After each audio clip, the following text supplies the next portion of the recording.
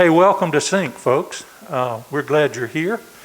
And to get us started this morning, I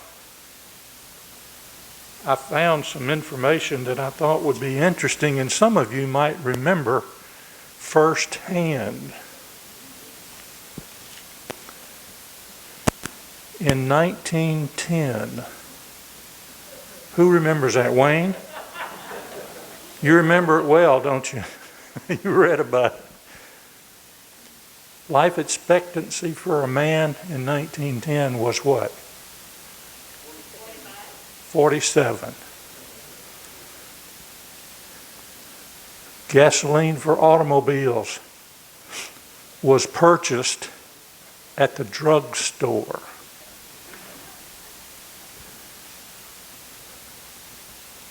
%8 of the homes had telephones.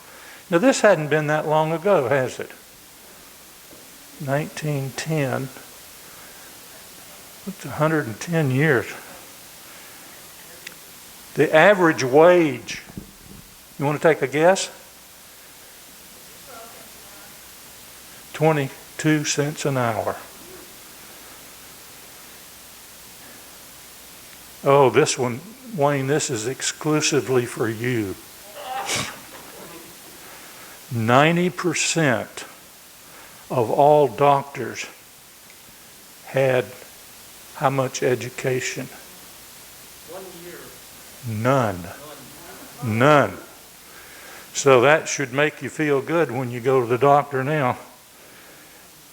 And eggs, 14 cents a dozen. Wow. And sugar. Anybody know how much sugar cost? 4 cents a pound. So I think we've made some progress in the last 110 years, and who knows what's going to happen 110 years from now. And people talk about what happened in 2021. I don't think it'll be about what we've talked. We've got some new members, and I want to introduce you. And when I do, if you'd come up here, and that way you get on the big screen rather than me come to you. So Jeanette Alley, you're up first. Yeah. It does. Would you like for me to put you at the end? No, that's all right. I'll get it over with. Okay. Get it. It's not going to hurt. I hope not. And I had more than no education like the doctor out there. Tell us where you're from. Well, originally I'm from the Philadelphia area for like 60 years, and then I moved to Jupiter and was there for 26 years and arrived here. It'll be 4 weeks tomorrow. 4 weeks tomorrow. Super. And where do you live here on campus? Dogwood, which I keep trying to call Dandelion. I don't know. I can't figure out the connection, except that there's a lot of dandelions in Pennsylvania. Well, that would have been an appropriate name. I mean, all those are flowers. You're right. Do you know what a kumquat is? Yes, a fruit. Yeah. Yeah, okay. We have a whole building full of them. Do I get graded for this? Yes, you do. The lady back in the corner over there is keeping score. Uh-oh. Now, tell me, what have you done all of your life?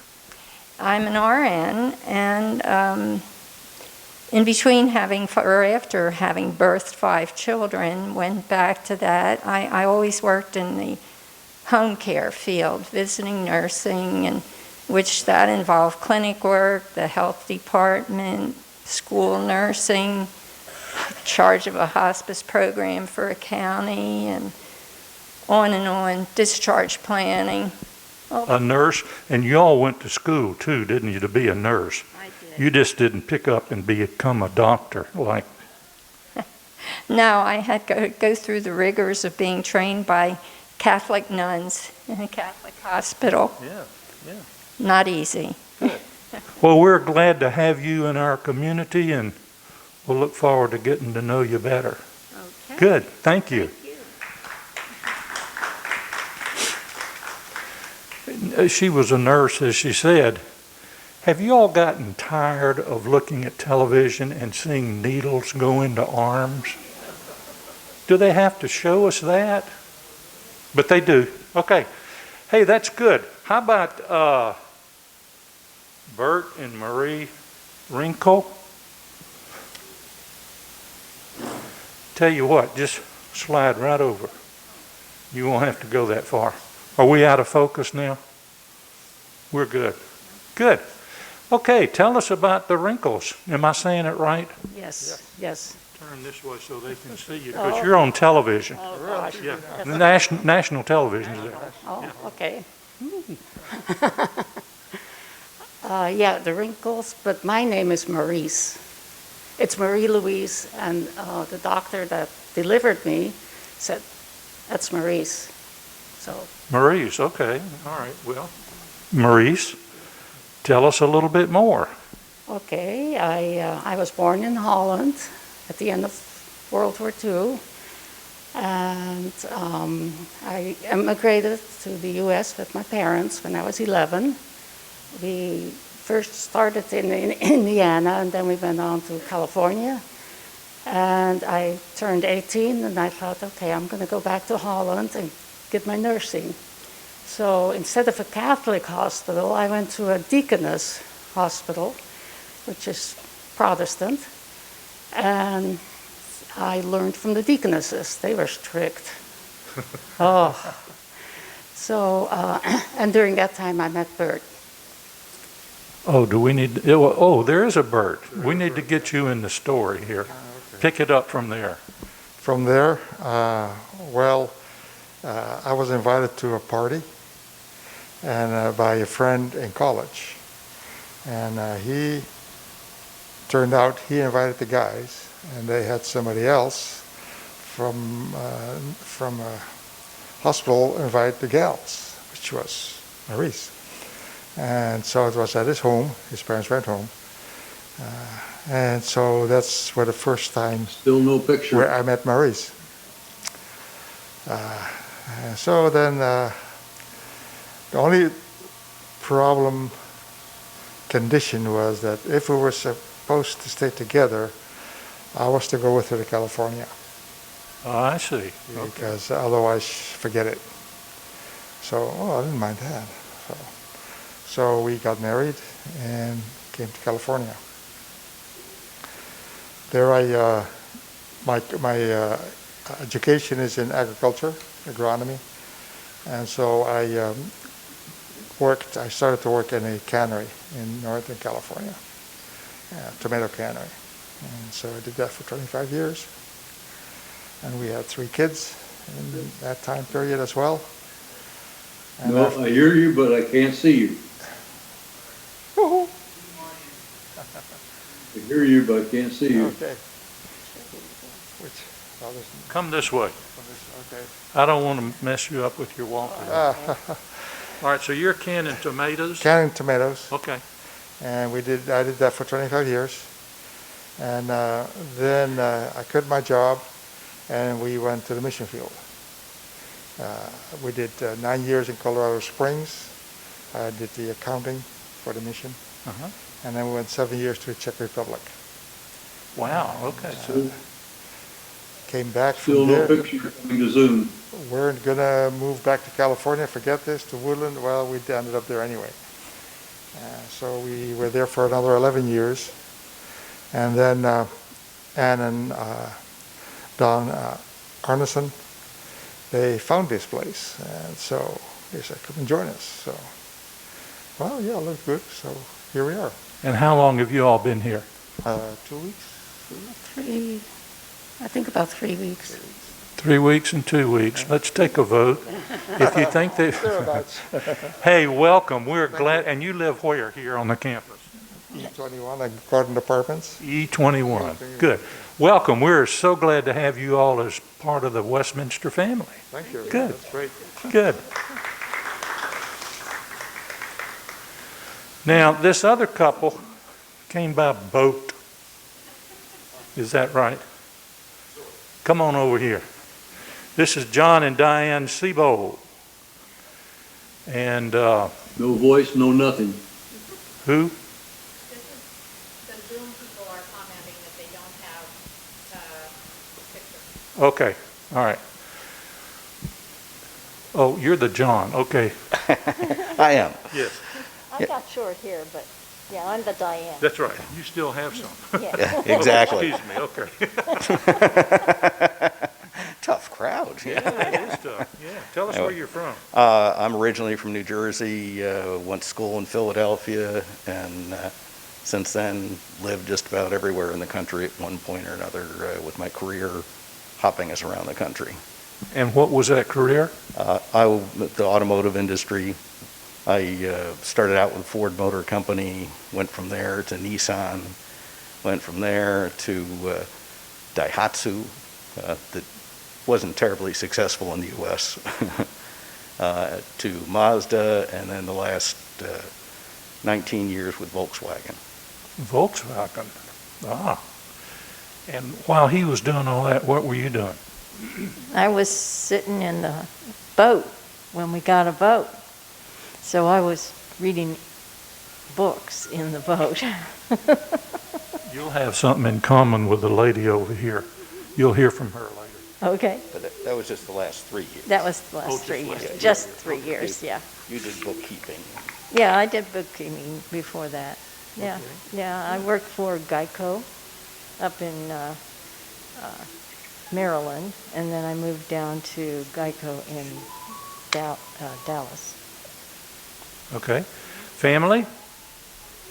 It's us. It's us. Cool, that's good. And what happened to the boat? We sold it. Well, not yet. No, not That's the yet. problem. Anybody interested in a 50-foot boat? Yeah. All right, we'll talk. We'll talk.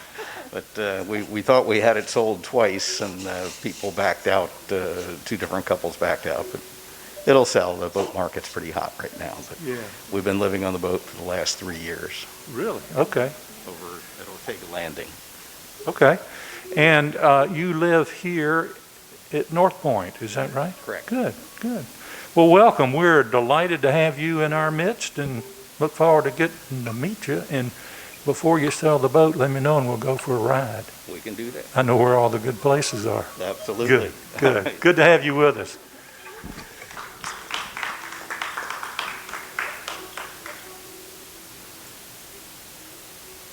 Who am I missing? Okay. Thank you for coming, and we'll see you next month. Oh, no. We have a wonderful 2 speakers today from the staff. David Graham, who is in charge of all the food stuff that we eat. And I think your title is Director of the Dining Services. Yeah, let me just tell you a quick little thing about David. He used to be about 7 feet tall, but he went in the Navy and worked as a cook on a submarine. And so he's kind of short-legged or something.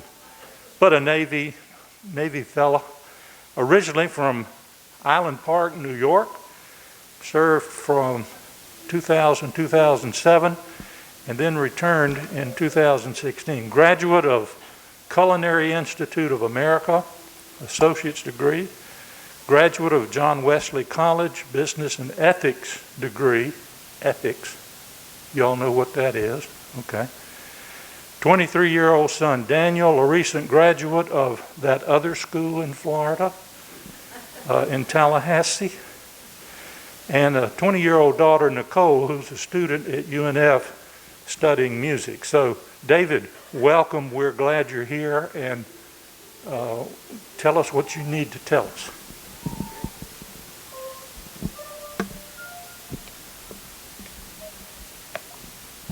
I think that was a warm introduction. Sort of. Welcome, folks. Appreciate you all coming out to hear a few words about what I have to say about dining services. Thank you for tolerating Mr. Bailey for the last 10 minutes. All righty. So, a couple things. So I know I've met most of you in this room. Still have another face or two that I need to connect with. But now I got to figure out how to arrange the eyeglasses so they don't fog so I can talk with my mask on. Okay, so I'm going to talk about a lot of stuff that you all might already know. So please be patient with me, and hopefully there's a few things in here that maybe you don't know. First is, if you're eating in the main dining room, we have 2 seatings. At lunchtime, there's 11:30 and 12 o'clock, and at dinner time, it's 5 o'clock and 5:30. On Sunday, we do things a little different. We have 3 seatings at lunch, 11:15, 11:45, and 12:30. But then at dinner, we just do deliveries. So we have the regular dinner menu, but we exclusively deliver, and we don't have the dining room open on Sunday evening. Ways to make reservations in the dining room. First is, and the most preferred method, is to go on MyWLife, go to the dining page, choose option number 2, which is the reservation card, and then just complete the information on the reservation card, and then that gets sent to the dining management team, and we transfer that information to our book and make it official. You can also call extension 598, or it's also known as 287-6598 if you're calling from a non-local number here. Between 1 and 3, we have that phone manned, and you can make your reservations. And the third way to make a reservation is while you're in the dining room, at the end of the meal period, stop by, talk to the hostess, and sign yourself up. We only take reservations for up to 2 days in advance. Many people would prefer if they could make reservations a week in advance, but we don't do that simply because people's plans change. And with limited seating capacity in the dining room, it's always a shame when we have to turn people away because the reservation book is full, and then have people not show. So that still happens, but it doesn't happen tremendously. But every time that we turn somebody away, it's sad. And that's the other component. With limited seating capacity in the dining room, if you attempt to make a reservation electronically and we don't have space, you will get a call from one of my dining supervisors to let you know, just to save you the trip to come down, and then not be able to get in. And if you can't get in, we still offer the free meal delivery. So either way, we got you covered. Nobody's going to go hungry. Meal delivery. Also, to sign up for a meal, go on MyWLife, go to the dining page, select option 1 for ordering meal delivery or pickup. And again, same process. You can do that 2 days in advance. Fill out the form. Be very careful. Sometimes there are some mistakes made. People get dates confused. We do our best to accommodate as best as we can. Again, we don't want anybody want anybody to miss a meal. But please be very careful when you're signing up. All right, the delivery takeout policy. When we are delivering to your garden apartments or villa homes, we will deliver 4 boxes. So your meal will come in, up to 4 boxes. We have a large box, which is going to have your entree and your 2 sides. We have 1 small box, which is going to be for a choice of salad. Another small box, which is going to be for your dessert. And then in addition to that, we'll do a container for your soup, and then we wrap up your roll in a little bag. So it's plenty of food. The delivery process is not meant to be choose one of everything that you see. The meal is a meal.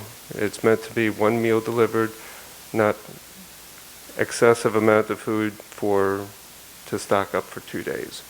1 delivery, 1 meal. That's basically how we do it. You notice that unless you are in quarantine status, we're going to deliver using these hard plastic green containers. So this is part of our eco-friendly system that we have. The Go Green program gives these containers, which are microwavable, they're dishwasher safe, and they're recyclable. So the way the system works best is whatever we deliver to you today, please have it ready for us tomorrow when we come by to pick up. Please don't keep them in your refrigerator to use as storage containers. We have a finite supply, and the system only works as long as we're getting all of our products returned. So please help us out with that. If you need to cancel your dining room reservation, please let us know at least 4 hours before your designated time. That can give us an opportunity to, call somebody else and try to fill up the room. Pre-COVID, we had common cards available in many locations. Well, since COVID, as we all know, leaving paper products out has been banned. So if you'd like to fill out a comment card and share your views, tell us how wonderful everything is. That's all. No. Now, if you have constructive comments, please share that as well. But we do enjoy hearing the positives, and we get a lot of positives. And I want to thank everybody who does send us positive reinforcement. It's good for our kitchen staff to hear that positive reinforcement. But comment cards are now strictly electronic. So once again, we go to My W Life, go to the dining page, select item number 3, which is dining service comment card, and then just complete the information that you see on that electronic form. We started the electronic comment card actually years before the COVID thing started, so it has been around, it's well established, it's very easy to use, and it's in the same format in the paper card that we used to use. But we do appreciate it. We read these comments. I pay very close attention to them. I look for trends, especially when we're starting new menus or we're trying different items on the menu. I'd like to find out, was this item popular? Was it well received? If it's not well received, I yank it. The beautiful thing we have about the menu process here is that it's a very fluid system where every 3 months we revise the menu in its entirety, and then every week I have the flexibility to make weekly revisions as necessary. All right. Some people like to have clarity as far as what constitutes a meal. So when you come to the dining room, we have a little bit more flexibility as far as what constitutes a meal than for deliveries. So a meal consists of our freshly prepared soup. So, a choice of if you'd like to have some fresh cut fruit, and then a choice of the salad of the day, which can either be, we have a daily salad, and we also have our JC salad, which is like a house tossed salad, and we have a Caesar salad. So you have a choice between any one of those different salads. We have our bread, and as I mentioned before, the entree, starch and vegetable, choice of beverage, and choice of dessert. So that's a ton of food. Now, as I said, that is a ton of food. If you can't finish everything while you're in the dining room, we will offer you one of the small, 5 by 5 inch to-go containers to bring the leftovers back home. But we limit it to that. We limit it to just a small container for your takeouts because we do not encourage people to order enough food for multiple meals so that they can make 2 meals out of one. We do not allow the large to-go boxes to be used for leftovers, only the small box. So please, like my mama used to say, take what you want, but eat what you take. Anyway, cans of soda and milk, those are available during the meal, but that's not something that you can ask for a couple cans of soda, a few cartons of milk to take home as well. Those are meant to be consumed while you're in the dining room. All right, a little bit more information. My W Life. Well, first, except for you folks at home, has everybody explored My W Life by now? Okay. All right, so My W Life is really critical. We have so much information. That's our information superhighway. If you go to the dining tab, we have a lot more information than just how to place your meals and comment cards. We've done some videos throughout the year. You can, if you'd like to see what our commercial kitchen looks like, there's a video made of kitchen tours. I do a quarterly dining chat to kind of give everybody an opportunity to hear what's going on from the dining perspective. Our dining chats are filmed and available to see on there. We do monthly cooking demos. Chef Larry or Chef Bill will do a chef's table cooking demo, and that'll be filmed and presented on our dining page as well. Periodically, we'll do, I've done some personal addresses to the group, to like the whole resident body. I can think of one that I did, I guess, almost a year ago. I'm standing in the dining room before we had to get rid of 2/3 of the tables. And I was just talking about the changes that were getting ready to happen with COVID. It's haunting when I look back at the dining room, what it looked like a year ago compared to now. Anyhow, I digress. And then the dining menus are posted on My W Life as well. All right, so last bit of information I'll share. Scope of service, what we do in dining services. So we provide meals in our main dining room. We have meals provided in the ATU, which is formerly known as Rapid Recovery Unit. Second floor of the health center. We have a dining area in the ILEX building, which is our memory support. And we have a dining area in the Jasmine building of residential assisted living. So we are global. We're all over the place. I touched on menus, and I want to just bring that back up again. Some folks think you look at the menu and if you don't like it, you might want to just blame it on corporate. And I just want to make it clear that the menus, well, actually I'm part of the menu committee that reviews the menus and helps design new menus every quarter. But a group of us come up with a menu, present it to all of the dining departments throughout the company for final review. And then we look at these menus, we tweak it a little bit more, make more revisions, customize it to work, and then present it to all the communities. And then when all the communities receive it, we have additional opportunity to make more tailoring and more customization to work for us. Because not every community is created equal.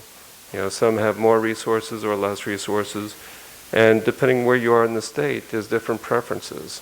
So I look at our comment cards, I interact in the dining committees. I think I have a pretty good feel of what's hot and what's not. So I adjust the menu to make it work for us. But that's kind of how how the menu system works. I'll do a quarterly dining chat, as I alluded to earlier. Typically, I'll do the quarterly dining chat a week or two before a new menu rollout. Again, giving everybody opportunities, to share their thoughts. We have a dining committee every month. Guests are allowed to sit in. Wayne Sims is the chair of that committee. Someday when all this COVID stuff is behind us, we'll resume catering. I can say a year ago we had a pretty robust catering program. We would do everything from small gatherings to gatherings into the hundreds. We used to do very large theme events. So I suspect we'll get to that again, but right now things have tamed down. Other things we do in dining services to keep things from getting mundane, even in the times that we're in right now, we still do a lot of monthly specials. For example, I'll just touch on what we're doing in February, a short 28-day month. So last week we did ice cream for breakfast as a special on Saturday. Today we had the Galentine's breakfast for our pre-Valentine's celebration. On the 10th, a few days ago, we had a Reuben station set up in the dining room. Tomorrow we have a special Valentine's theme menu. On Tuesday we're doing a Fat Tuesday breakfast, special breakfast that we're going to offer in the main dining room, followed by that evening a Mardi Gras themed dinner, which is going to be, that menu will be available for all residents on campus. On Wednesday night, we're doing steak night. We do, steak night is a 2 meal credit event. You can choose to have steak and pay 2 meal credits, or you can choose the alternate, which is a turkey dinner, for the regular 1 meal credit. We started doing the steak night a couple months ago, and it has been going over very, very well. We do a nice filet mignon steak. It's delicious. On the 24th, we're doing another cooking demo with Chef Larry. And on the 25th, we're doing some pizzas. We're going to have a pizza delivery going on between 3 and 4 o'clock on the 25th, and it's going to be for pickup or delivery. If you're wondering where to find your menus, we have menus posted on the bulletin boards in all of the garden apartments and in the lobbies of the other buildings, as well as the clubhouses. We also have a stack of menus just outside of the dining room on the little credenza. So, all right, last thing I'll talk about. And this is kind of hot off the press. I'm not sure if a memo from Brian Tenney has gone out yet. If not, I'm sure it'll be coming soon. But there's been some recent discussions a few days ago about beginning to ease some restrictions and move back to the way things are going to be for the future instead of the way we've been surviving for the last nearly a year. The delivery fee is going to return on April 1st. So we've been doing free meal deliveries, since last year. But meal deliveries have always been a $5 fee. So that's going to go away on April 1st. However, we will continue with free meal deliveries, as we always have, if there's a medical reason to do so, including quarantine. So those situations will not have that fee. Non-vaccinated team members must wear an N95 mask when serving residents in the dining room. Resident meal pickup will still be a free service. We're going to keep this reduced COVID meal price will still be available up until April 1st.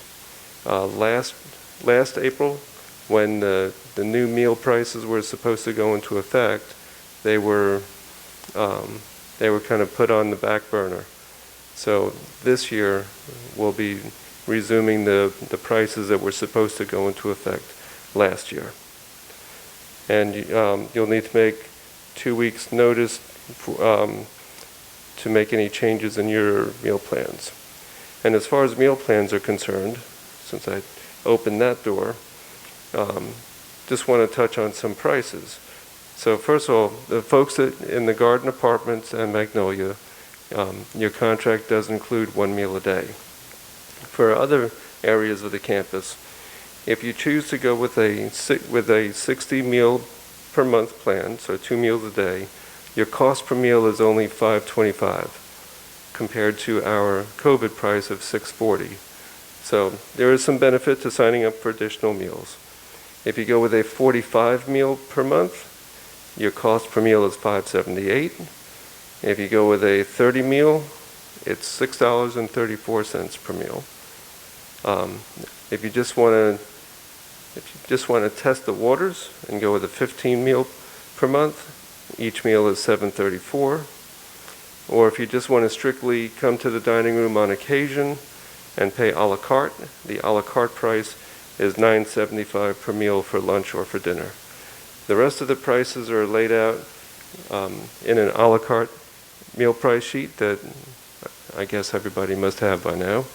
That will include guest meal prices, Sunday meal prices, breakfast prices, etc. So I'm not going to get into all those details because I'm sure you all have that by now. So I think those are kind of the highlights, and I'll accept some questions. Yes, ma'am. Oh, could you stand at the microphone, please? Thank you.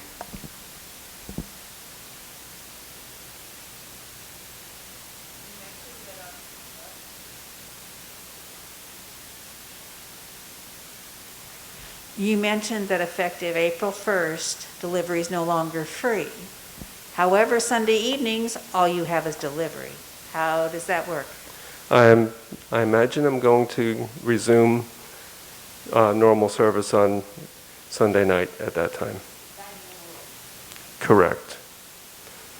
I haven't formally announced that yet because I just got this memo a few days ago, but I think that's the logical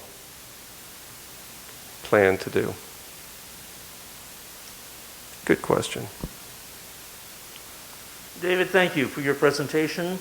We understand that some of the communities in Westminster, Florida, do not have in-person dining, and we have been very fortunate to have this for a long time now during the COVID.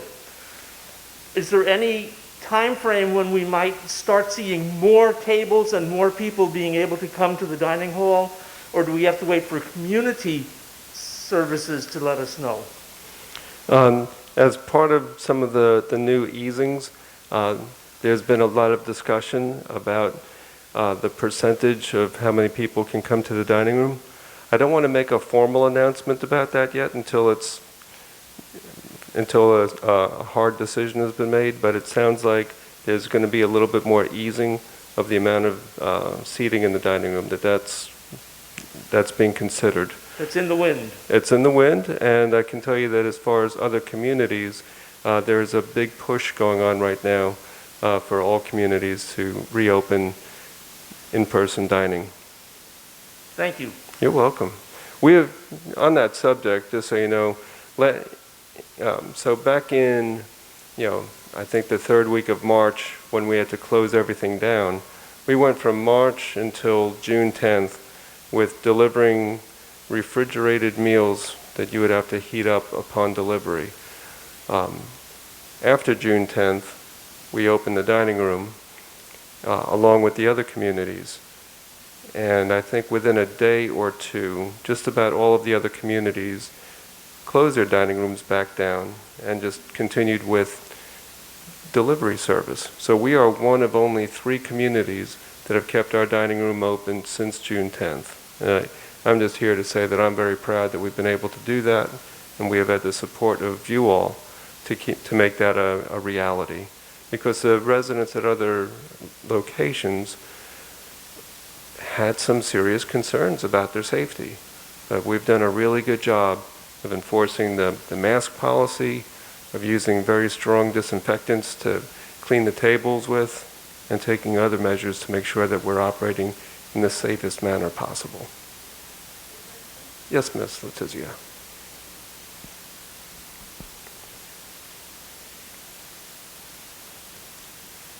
I appreciate your mention of the comment cards that are no longer able to write on. For those people who do not have a computer or use a computer easily, is there anybody that could help somebody if they want to do that, do it in the computer center? So if there were a volunteer that could help somebody walk through and make that comment? No, it's not done by voicemail, and I think what you're suggesting has probably been thought about, but it's never been acted upon.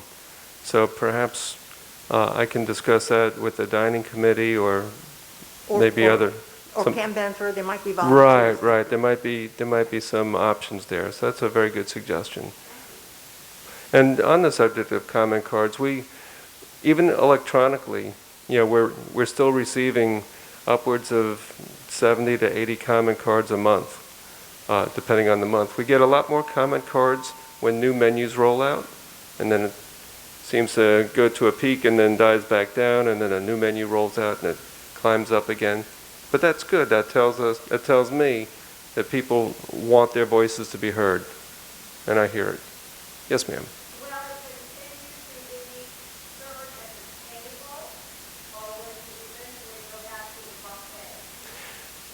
There has been no discussion from above my pay grade about the B word.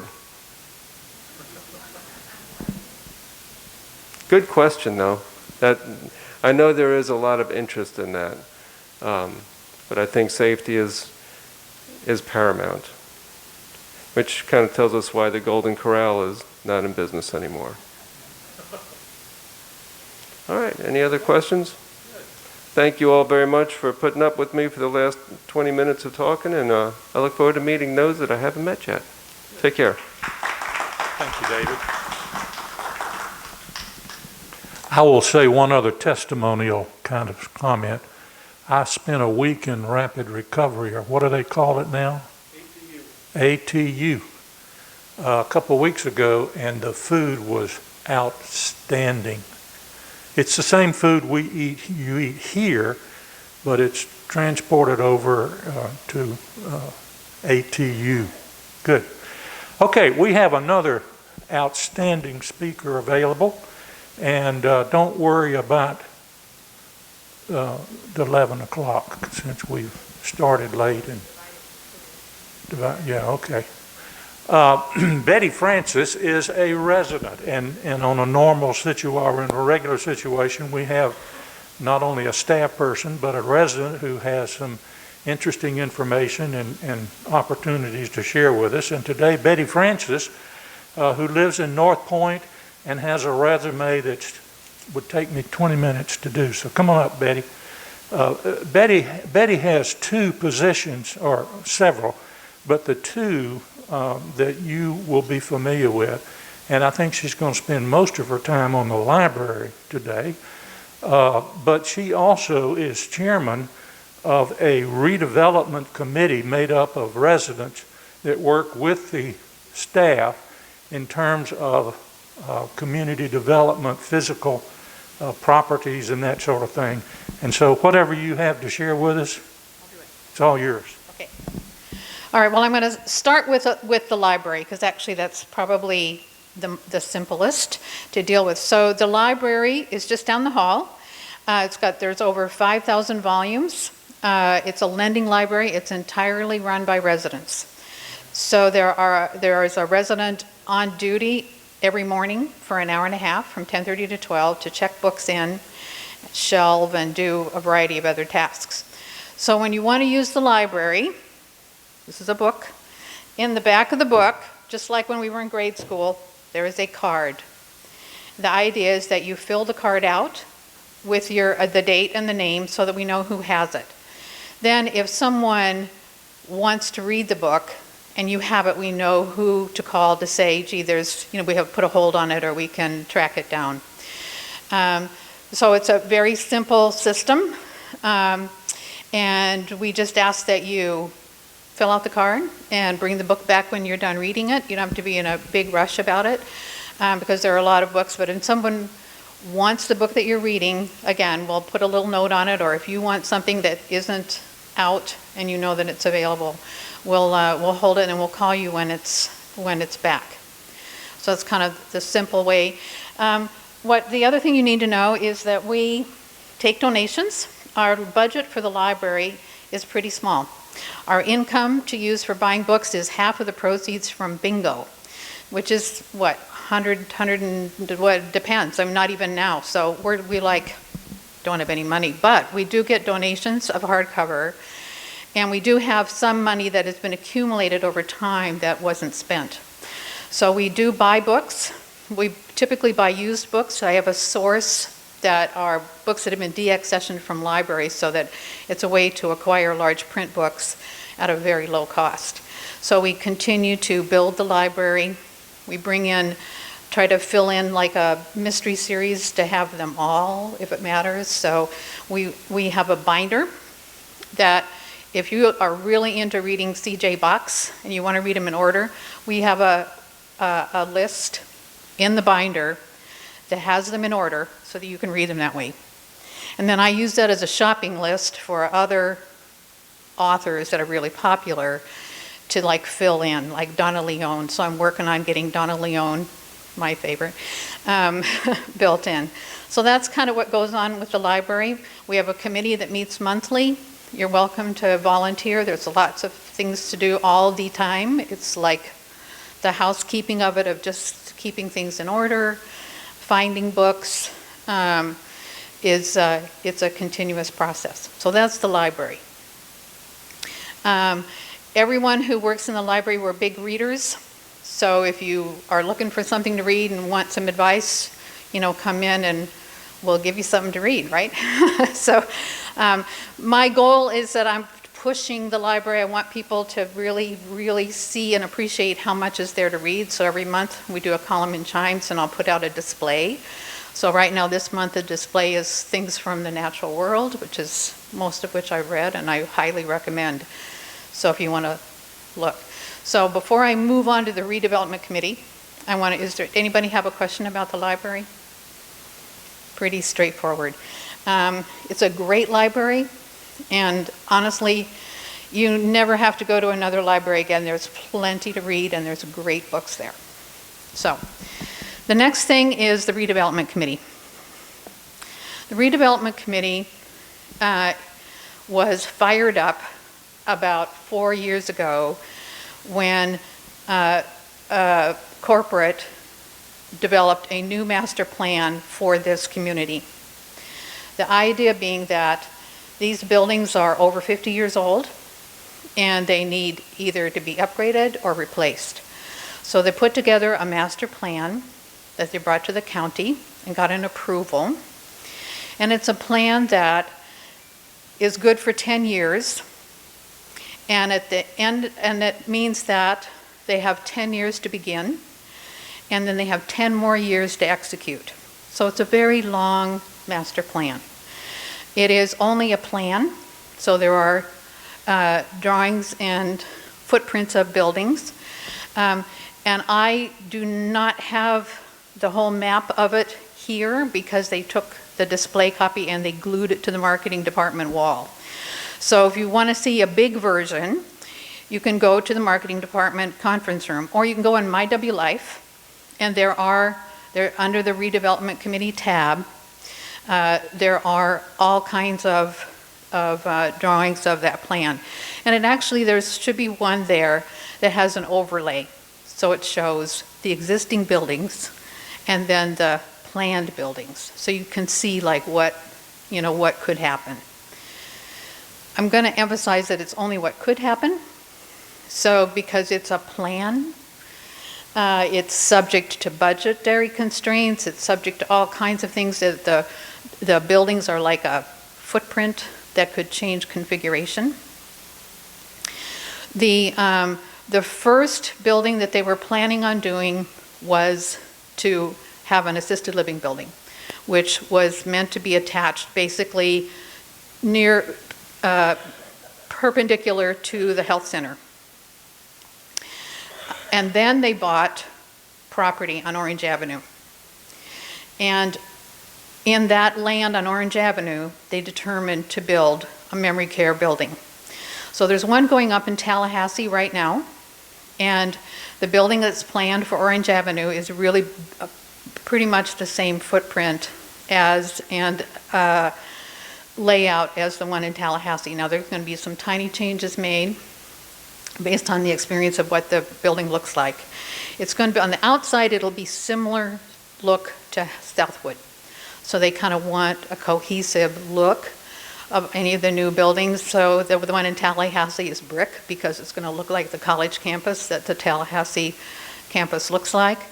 So ours will be much more of the wood trim, whatever, the Southwood look. It's 32 beds. We expect it to break ground in 2021. It'll take a couple of years, and then it'll be open for business. So when that happens, the people that live in ILEX will move to the memory care building. And they will also be taking people in from the outside, so as they do here on a rental basis. So that's the memory care side. What we do as a committee is we meet at least quarterly with the corporate construction redevelopment department and talk about plans, ask questions. Our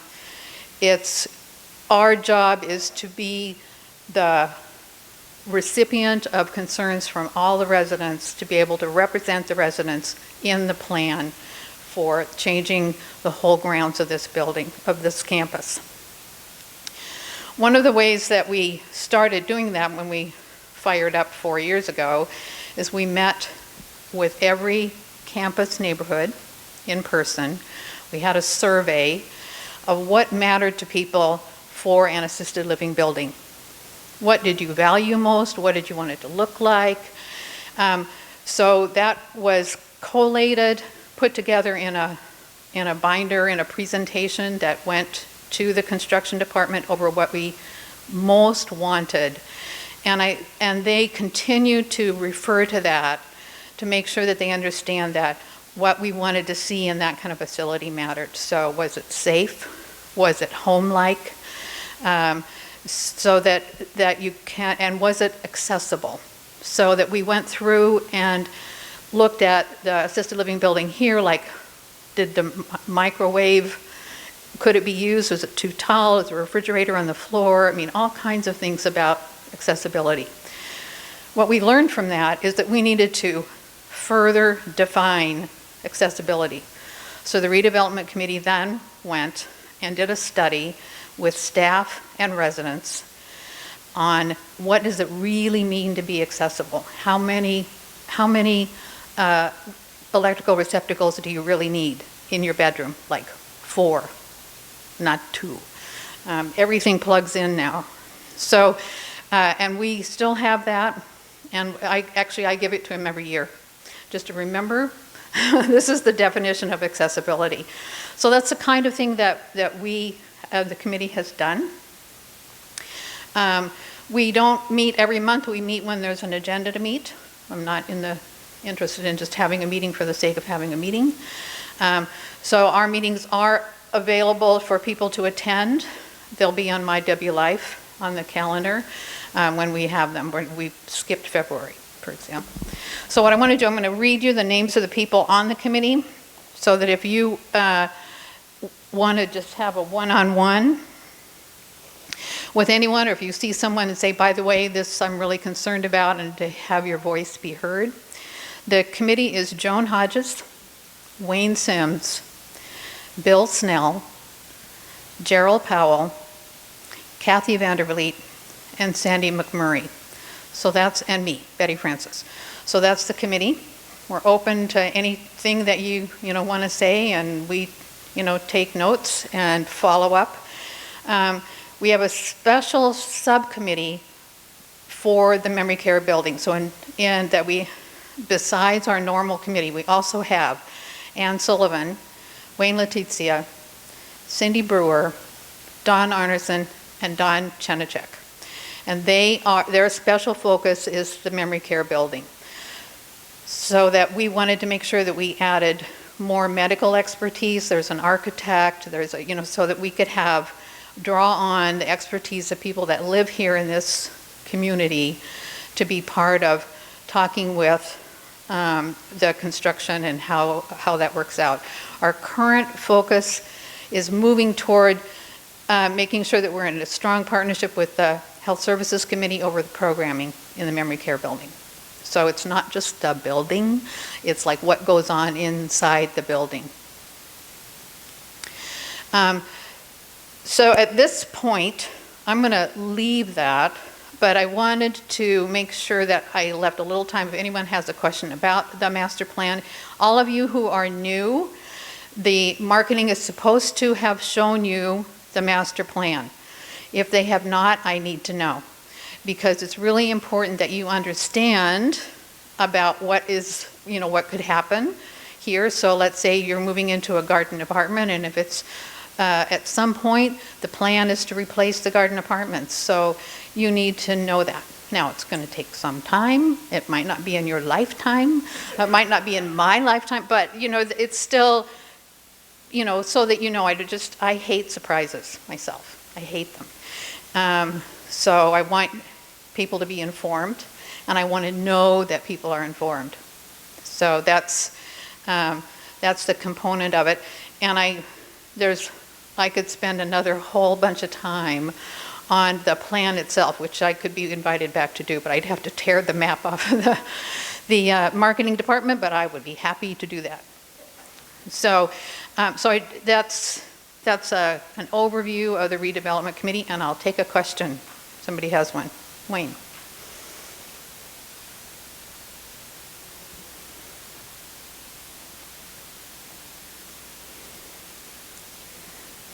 Betty, thank you for your presentations. I want to go back to the library. Yeah. When we go on a road trip, assuming God willing someday we'll be able to travel again, we love to listen to books on CD in the car. What do you have for me? What? What do you have? Are there books on CD in the Yes. library? Okay, there are about 150 audiobooks, at least. So we have a resident who is visually impaired, and she had a huge collection of audiobooks that she donated, and I got another huge donation. And I have more to catalog to get out. So that it's everything from fiction to nonfiction and biography, and it's, you don't have to necessarily be in the car to listen to it. I mean, I actually, even driving around, I listen to one in my car. But you could, put it into any CD player that you have, or your computer if it's got an MP3 player. So we have loads. And again, that they can, however long it takes, and if you don't finish it, then, we basically like to see our books come back within 6 months, which is a long time. So and for me, it's like, I can't imagine. I mean, I can read a book in a day, so, and I pretty well do. So, so yes, we have that resource there available.